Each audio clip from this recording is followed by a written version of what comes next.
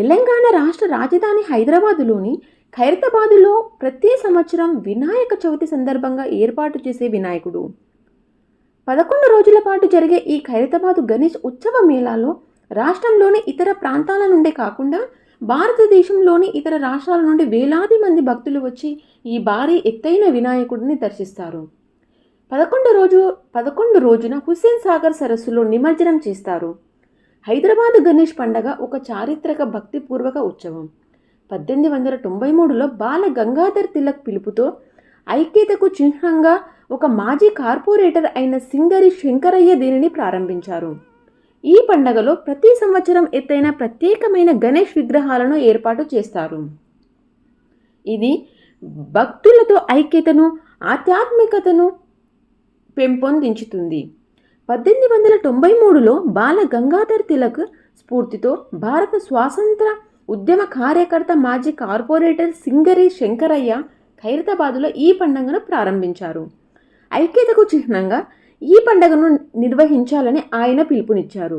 ప్రతి సంవత్సరం ఖైరతాబాదు గణేష్ విగ్రహం తెలంగాణలోనే కాక భారతదేశంలోనే ఎత్తైన గణేష్ విగ్రహాలలో ఒకటిగా నిలుస్తుంది. ఈ విగ్రహాలను పర్యావరణ అనుకూల పదార్థాలను ఉపయోగించి తయారు చేస్తారు.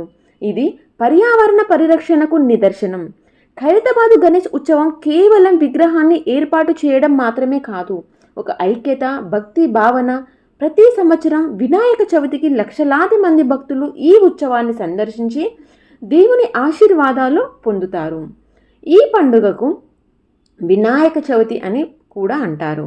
ఇది తెలంగాణ రాష్ట్రంలో ప్రముఖ పండుగలలో ఒకటి. ఉత్సవాల సమయంలో భక్తులు గణేశుడికి ప్రత్యేక పూజలు, భక్తితో కూడిన పాటలు, ఆరతి కార్యక్రమాలు నిర్వహిస్తారు. ఉత్సవాల ముగింపు రోజున గణేశుని నిమజ్జనం చేస్తారు. ఇది భక్తులకు దుఃఖంతో కూడిన ఒక భాగం. ఈ కథ విగ్రహం యొక్క ఎత్తు గురించి మాత్రమే కాకుండా ఈ పండుగకు ఉన్న చారిత్రక, సాంస్కృతిక ప్రాముఖ్యతను తెలియజేస్తుంది. మరిన్ని వివరాల కోసం చూస్తూనే ఉండండి MMTV 24 న్యూస్ తెలుగు.